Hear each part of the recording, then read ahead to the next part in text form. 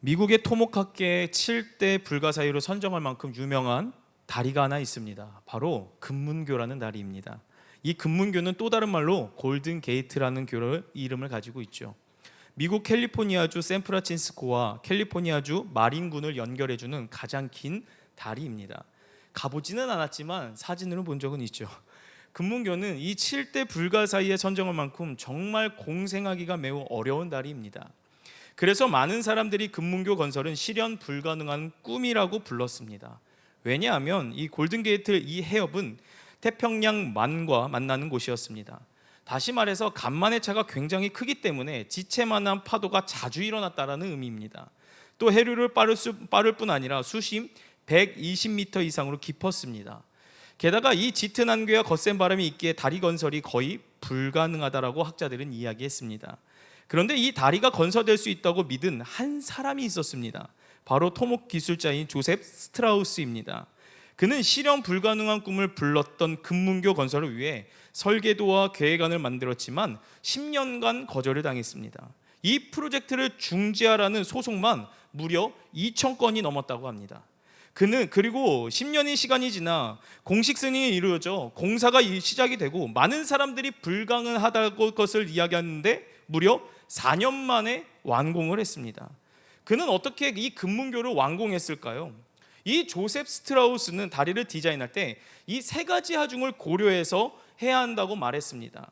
이 세 가지 하중은요, 다시 말해서 압력을 의미하는 건데요. 저는 이 세 가지 하중의 이름을 한번 붙여보았습니다. 잘 한번 들어보세요. 첫 번째 죽음의 하중, 두 번째 생명의 하중, 세 번째 바람의 하중입니다. 죽음의 하중이란 다리 그 자체 무게를 말한다는 거예요. 자기 무게라는 거죠. 그리고 생명의 하중이란 다리가 수용해야 하는 하루 교통량의 무게라는 것입니다. 통행량의 무게라는 거죠.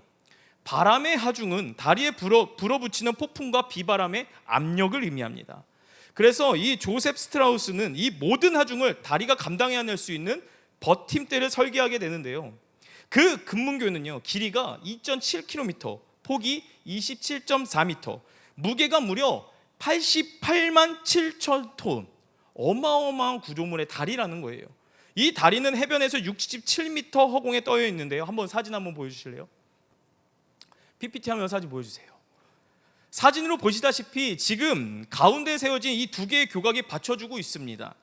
많은 사람들이 불가능한 것 같다고 이야기했지만 가능할 수 있었던 이유는 이 세 가지의 하중을 고스란히 감당하고 있는 두 개 양옆에 있었던 교각 기둥이 있었기 때문에 가능했다라는 것입니다. 저는 이 금문교를 보면서 우리의 인생에도 자아의 죽음의 하중, 매일의 삶을 살아가는 살아있는 생명의 하중, 그리고 돌발적으로 찾아오는 인생의 모든 폭풍과 같은 바람의 하중을 수용할 수 있는 버팀대가 필요하다는 것을 깨달았습니다. 인생의 무게를 견딜 수 있는 영적인 힘이 필요하다는 것이에요.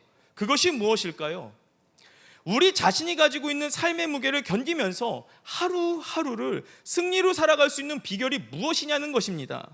저는 개인적으로 이 부분을 솔로몬 성전 입구에 세운 두 녹기둥을 통해 발견했습니다. 혹시 솔로몬 성전 입구에 세운 두 기둥의 이름을 아시나요? 야긴과 보아스입니다. 야긴의 뜻은 그가 세우리라, 보아스는 그에게 능력이 있다. 다시 말해서 하나님께 능력이 있다라는 의미를 가지고 있습니다. 인생의 모든 하중을 견디는 지지대는요, 바로 우리가 하나님의 능력을 믿고 하나님을 의지하고 하나님을 바라보았을 때 삶의 무게를 견딜 수 있고 승리의 삶으로 살아갈 수 있다는 것을 반드시 기억하시길 바랍니다. 오늘 우리가 읽은 본문 말씀 속 이 에스더 또한 하만이 일으킨 바람의 하중을 견디었습니다. 그리고 모든 가정 속에서 죽음의 하중 또한 견디고 있었죠. 자기 두려움, 연약함, 공포와 절망과 좌절과 불안과 날심들 속에서 그는 견뎠습니다.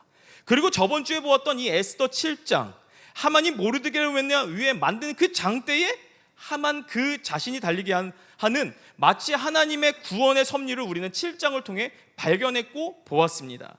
그들은 폭풍과 같은 시간을 견디고 지났음에도 이제 생명의 하중을 견디는 일만 남은 것이죠. 그들이 안전하고 편안하게 살기 위해서 매일의 삶 속에서 감당해야 하는 일들이 남아 있었습니다. 저는 이게 바로 에스더의 이야기가 아직 끝나지 않은 이유라고 생각합니다. 오늘 본문 1절과 2절 말씀 다시 한번 보시겠습니다. 1절은 제가, 2절은 여러분들이 읽으시겠습니다. 그날 아하수에로 왕이 유다인의 대적 하만의 집을 왕후 에스더에게 주니라. 에스더가 모르드게는 자기에게 어떻게 관계됨을 왕께 아뢰었으므로 모르드게가 왕 앞에 나오니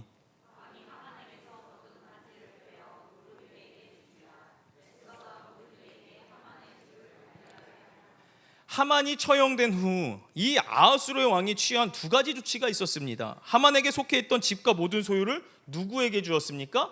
에스더에게 주었습니다. 또한 하만에게 주었던 왕의 인장반지는 누구에게 줬습니까? 모르드게에게 주었죠. 이 인장반지는요, 왕의 통치권을 위임한다라는 의미입니다. 그 말은 하만에게 있었던 수상의 지위가 모르드게에게 양도되었음을 알려주는 대목이라는 거죠. 이걸 속된 말로 뭐라고 얘기하는지 아십니까? 대박났다라는 것입니다. 인생이 한번 훅 가기도 하지만 훅 오기도 하는 것 같아요. 하만이 처형되고 엄청난 부와 명예와 지위와 권력이 왔습니다. 한번 생각해 보세요. 성문 문지기에 있던 모르드게였습니다. 그런데 한순간에 하만의 자리에 앉게 된 것입니다. 또한 시골 처녀였던 에스더, 왕후가 되기도 했지만 어떤 배경에 기반이 없었던 에스더에게 하만의 막대한 재산과 재물 전 소유를 가지게 된 것이죠. 이건 로또 당첨된 거예요. 우리는 분명히 이 두 사람의 인생에 보상이 주어졌고 이건 마치 하나님의 축복이다라고 생각할 수 있습니다. 그러나 오늘 본문에서 우리는 특이한 점을 한 가지 발견하게 되는데요. 왕의 보상의 에스더와 모르드게의 모습을 보시길 바랍니다. 기뻐하는 기색이 있습니까? 기뻐하는 기색이 없다라는 거예요. 오히려 우리의 기대와는 다르게 왕의 결정에 대한 에스더의 반응이 이상하다는 것이죠. 오늘 본문 3절 말씀을 보시겠습니다. 에스더가 다시 왕 앞에서 말씀하며 왕의 발 아래 엎드려 아각 사람 하만이 유다인을 해하려 한 악한 꾀를 제거하기를 울며 구하니. 에스더의 모습이 어떠합니까? 울고 있다라는 거예요. 그리고 에스더는요, 왕의 발 앞에 꿇어 엎드려 울며 간청하고 있습니다. 절체절명의 순간에도 일희일비하지 않았던 그 에스더가 자기의 깊은 감정을 왕 앞에서 토로하기 시작했다라는 거예요. 여러분, 에스더가 이렇게 행동했던 이유가 도대체 무엇이었을까요? 에스더나 모르드게에 있어서 근본적으로 해결되지 않는 무언가가 있다라는 의미입니다. 에스더는요, 한 번도 하만의 처형과 그의 재산, 지위, 건세, 명예, 권력을 구한 적이 한 번도 없었습니다. 이것은요, 에스더가 구한 본질이 아니었기 때문이에요. 사람의 마음을 현혹시킬 만한 마치 어떠한 화려한 것으로 대체될 수 없는 중요한 본질적인 문제가 에스더에게 있었다라는 의미겠죠. 그리고 에스더는 그것을 잊지 않았습니다. 자신이 추구해오던 끝까지 구할 수 있는 이 영적인 방향성을 잃어버리지 않고 상실해버리지도 않았다라는 의미입니다. 자신이 품은 본질이 비본질에 의해서 흐려지지 않았다라는 거예요. 우리는 어떻습니까? 자주 있죠. 하나님께서 우리에게 주신 사명과 비전을 구하다가도 그 과정 속에서 분명히 얻은 보상에 주저앉고 안주할 때가 얼마나 많이 있습니까? 여기까지가 전부가 아닌데 마치 이 정도면 괜찮지 않나 생각할 때가 있다라는 거예요. 그리고 본질을 추구하는 길에 얻은 영광과 명성 때문에 가는 길을 멈춥니다. 분명 하나님이 주신 비전과 사명으로 시작했습니다. 그런데 문제는 과정 속에서 취할 수 있는 영광과 물질의 보상, 인생의 안락함 등 이런 것들로 인해 우리는 방향을 잃어버리거나 상실할 때가 너무나도 많다라는 것입니다. 지금 모르드게와 이 에스더 눈앞에 펼쳐지는 왕의 보상에 우리는 그저 그냥 안주하려고 한다는 거예요. 그런데 그렇게 해서는 안 된다라고 성경은 보여주고 있습니다. 하나님의 영광의 목적지 마지막까지 우리는 완주해야 한다는 거예요. 여러분, 우리가 이런 것들의 마음을 빼앗기 시작하면요, 궁극적으로 가야 할 길 자체에서 이탈하게 됩니다. 그러하기에 에스더와 모르드게와 같이 세상에 주는 일을 보상에 안주하지 말고 그 너머를 향해 영적으로 돌파해야 된다는 거예요. 에스더와 모르드게, 그들은요, 하만이 누린 영광과 영화를 가까이서 보았고 일순간에 그 모든 것을 허무하게 사라져버린 것 또한 보았습니다. 이것은 그들이 자신의 것을 소유할 수 있는 것이 아니었음을 알았다라는 의미예요. 저는 에스더와 모르드게의 이 행동을 통해 한 가지 분명한 것을 깨닫게 됩니다. 인생에서는 단 하나도 내 것이 없다라는 것입니다. 어떻게 보면 우리의 믿음인 인생의 소유권이 누구에게 있는지를 알고 그것을 인정하는 것이라고 해도 과언이 아니라는 거예요. 여러분, 하만의 삶을 한번 생각해 보시길 바랍니다. 하만은 대제국의 페르시아의 수상의 자리까지 오를 때 나름 그가 했을 인생의 수고가 분명히 있었습니다.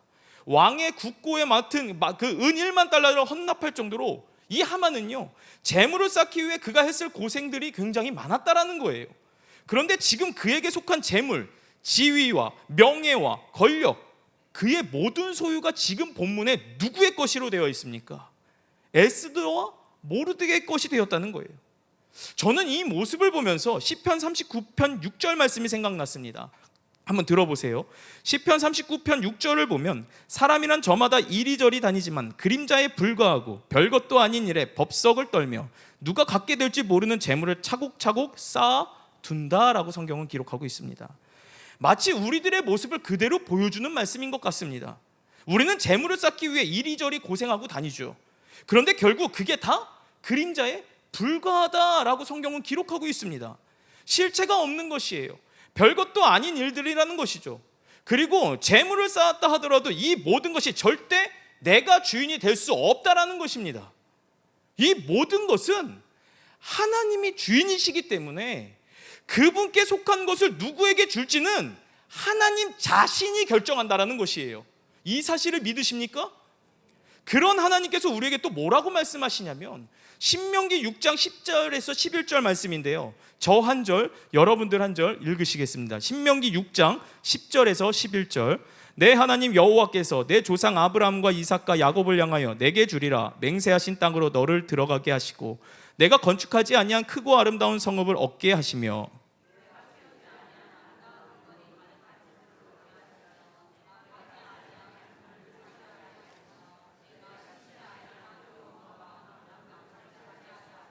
내게 배불리 먹게 하실 때.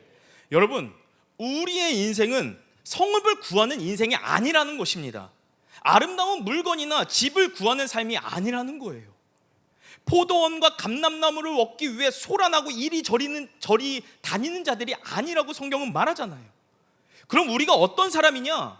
오직 부르심에 응답하고 반응하는 사람들. 아멘이십니까? 그 영광의 표대를 향하여 달려가는 자들이 바로 믿음의 사람들이라는 것입니다.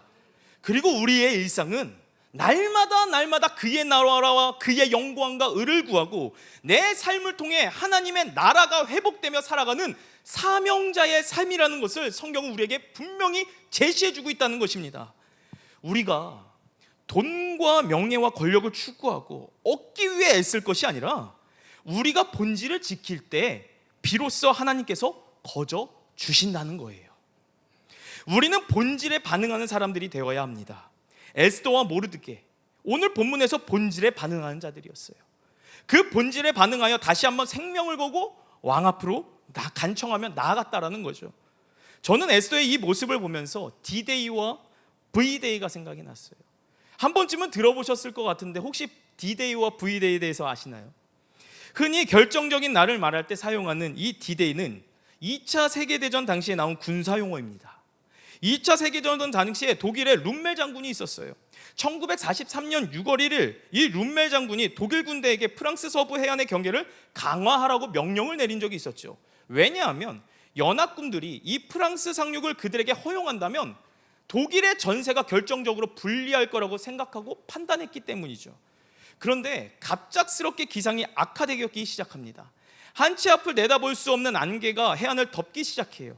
그래서 이 룸멜 장군이 아무래도 며칠간 아무 일도 없을 거야 라고 판단하고 전쟁 중에 아내 생일을 축하하기 위해 전쟁 중에 베를린으로 비행기 타고 떠납니다.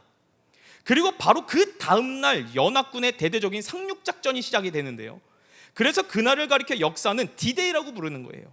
연합군이 독일군을 패배시키고 세계대전의 결정적으로 승리의 자리로 바꿨던 날, 결정적인 승리가 확보된 날을 가리켜 D-Day라고 이야기합니다. 그런데 중요한 건 D-Day로 모든 것이 다 끝난 것이 아니었다는 것입니다. 연합군이 프랑스 상륙한 뒤에도 독일군은요, 최후 저항을 격렬하게 계속해서 해왔다는 거예요.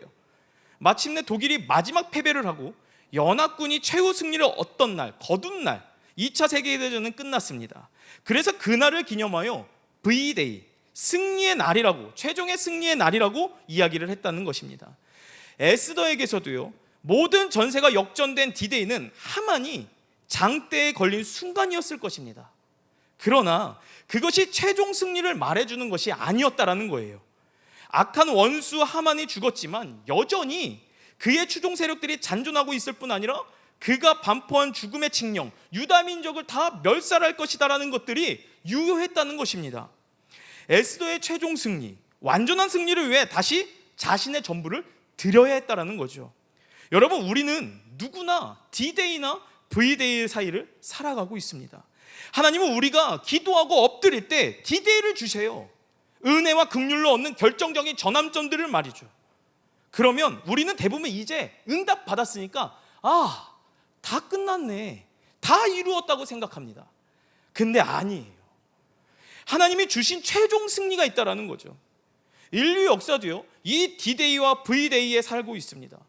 예수 그리스도께서 갈보리 언덕 그 십자가에서 죽으신 날이 바로 D-Day입니다. 사단에서 결정적인 패배를 안겨주었던 그날로부터요, 복음이 온 땅에 퍼져나가기 시작했고, 복음이 전파된 모든 나라와 열방과 민족 속에서 하나님의 사람들이 일어나기 시작했고요, 사단의 세력은 패배당하기 시작했다라는 것이에요. 그러나 아직 최종 승리는 오지 않았다라는 거예요. 마귀와 그의 군대가 지옥에 던져지고 주께서 산 자와 죽은 자를 심판하시기 위해 재림하시는 그 날이 바로 최종 승리의 날, V-Day라는 거예요.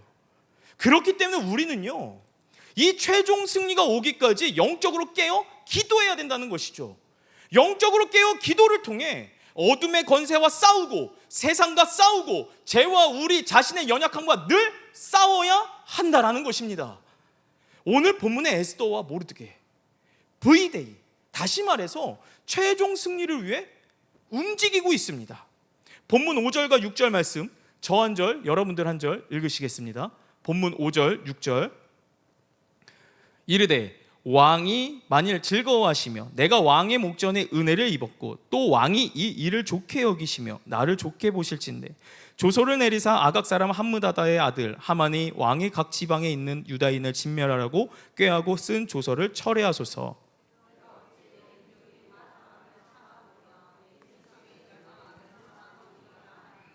에스더는요, 오늘 본문을 보시면 사명을 위해 예의를 갖춰 왕 앞에 나아갑니다. 만일 왕이 좋게 여기신다면, 또 내가 왕 앞에 은혜를 입었다면, 만일 왕이 이것을 기쁘게 여긴다면, 왕이 저를 좋게 보신다면, 이렇게 자신을 굉장히 낮춰가면서 이야기를 하고 있죠. 그러면서 아주 조심스럽게 울면서 소총의 기회를 구합니다. 왕 앞에서 에스더요, 적극적이고 매우 구체적으로 왕에게 문제에 대한 해결책을 제시하고 있습니다. 무엇이었습니까? 하만이 쓴 그 칙령을 취소해달라는 것이었어요. 그런데요, 이것은 왕에게 자신의 무능함과 실수를 만천하에게 공개하라는 요구와도 같습니다. 왕에게 수치를 당하라는 말과 다를 바가 없다라는 거예요. 왜냐하면 이 페르시아 법에 의하면 왕의 인장이 찍힌 조서, 다시 말해서 왕의 이름으로 발령된 칙령은요, 왕 자신이라도 철회하거나 번복할 수가 없습니다. 그것은 왕권을 보호하기 위한 페르시아 법이었어요. 왕의 칙령이 그만큼 권위가 있다는 것을 말해주는 위대한 법이라는 거죠. 그러니까 지금 에스더가 이런 요구의 말은 절대로 말도 안 되는 행동을 하고 있는 것입니다. 그러기 위해서도, 그렇게 해서도 안 되는 행동을 하고 있는 거죠. 그런데 에스더는요, 거듭거듭 간곡하며 울며 간청하고 빌고 있습니다. 여러분, 에스더는요, 페르시아의 왕후입니다. 누구보다도 궁중의 예법이나 제국의 법도를 잘 알고 있는 자들이라는 거죠. 그럼에도 불구하고 에스더가 지금 말도 안 되는 이 일을 왕에게 요구하는 이유가 무엇일까요? 자신에게 주어진 사명 때문이라는 거예요. 유다 민족을 구하기 위한 그 사명, 분명한 것은 하나님이 모든 것을 하십니다. 이것은 분명해요. 그러면 에스더는 가만히 있어도 되는가? 절대 그렇지 않다라는 거죠. 에스더는 그 자리에 자기가 해야 될 사명의 자리로 끊임없이 나아갔다라는 것입니다. 분명 에스더가 수동적인 때가 있었죠. 그러나 오늘 본문의 에스더는요, 능동적이고 적극적으로 나아갔습니다. 마치 일해야 하는 때가 있고 기다려야 하는 때가 있는 것이죠.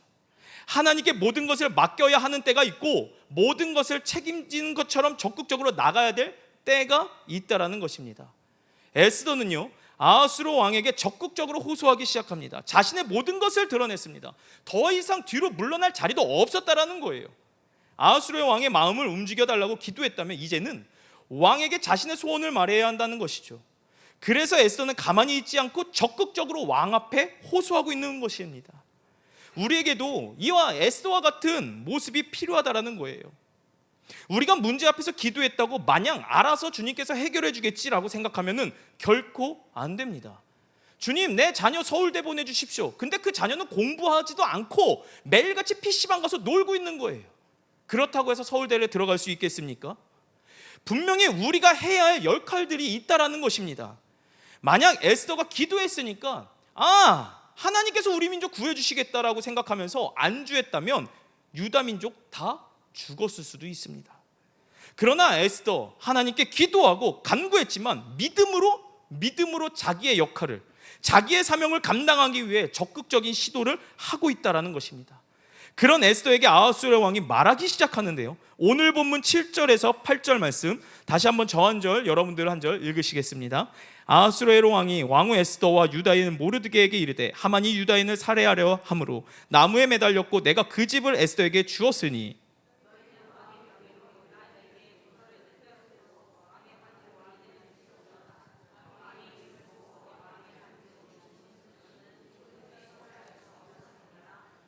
에스더가 너무 말도 안 되는 걸 해달라고 하니까요, 왕이 난처하기 시작한 본문입니다. 가뜩이나 이 일에 대한 책임이 근본적으로 자신이 사인을 한 왕에 맞물려 있기도 하고 난처할 수밖에 없는 상황인 것이죠.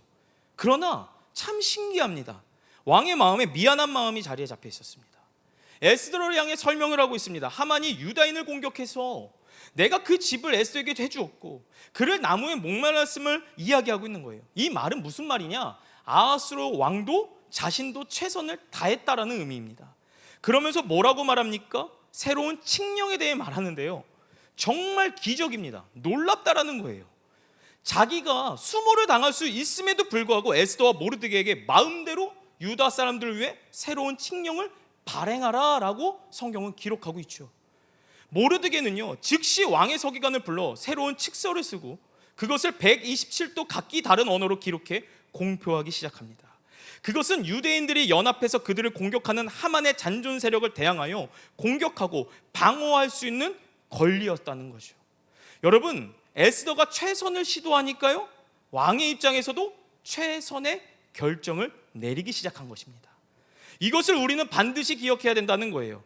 우리가 최선의 시도를 할 때, 믿음의 발걸음을 한 걸음 한 걸음 내디딜 때 하나님께서도 최선의 결정을 내리신다는 사실입니다. 이게 바로 D-Day와 V-Day 사이에서 우리가 해야 할 것들이에요. 완전한 승리, 최종의 승리를 위한 위대한 도전을 계속해서 끊임없이 해야 된다는 거죠. 영적으로 깨어 영적인 싸움을 해야 한다는 의미이죠. 그리고 우리를 향한 하나님의 최선의 결정을 눈으로 보고 몸으로 경험해 보는 것입니다. 윌리엄 켈리 선교사님은 이렇게 말했습니다. 한번 들어보세요.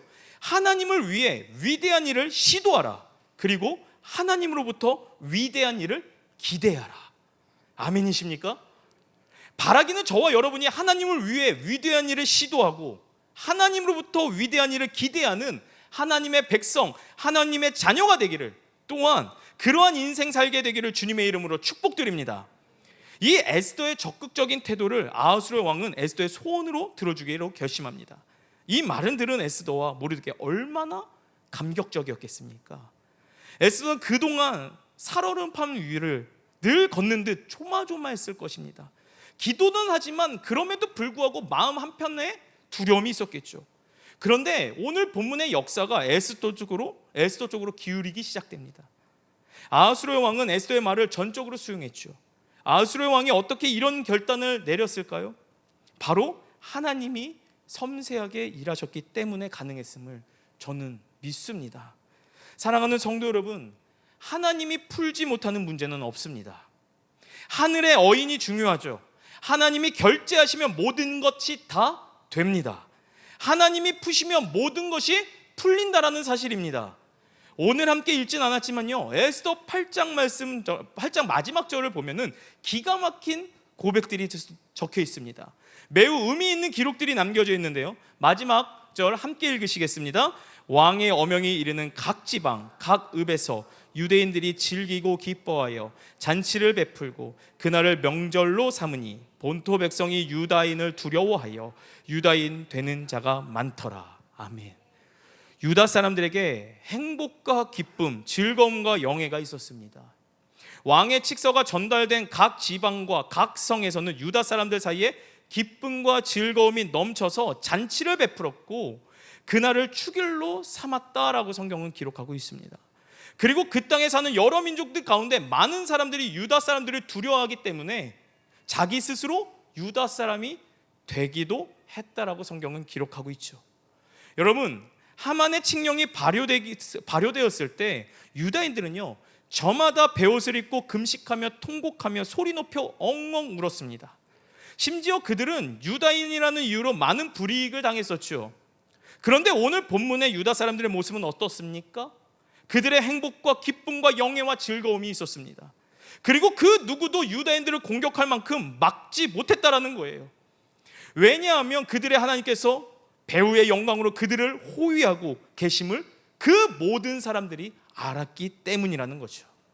사랑하는 성도 여러분, 하나님의 백성은 망할 것 같아도 망하지 않습니다. 하나님의 백성은 약해 보여도 강합니다. 우리가 생각하기에 모든 것이 끝난 것 같아도 하나님께서는 끝이 아니면 아닌 거라는 거예요.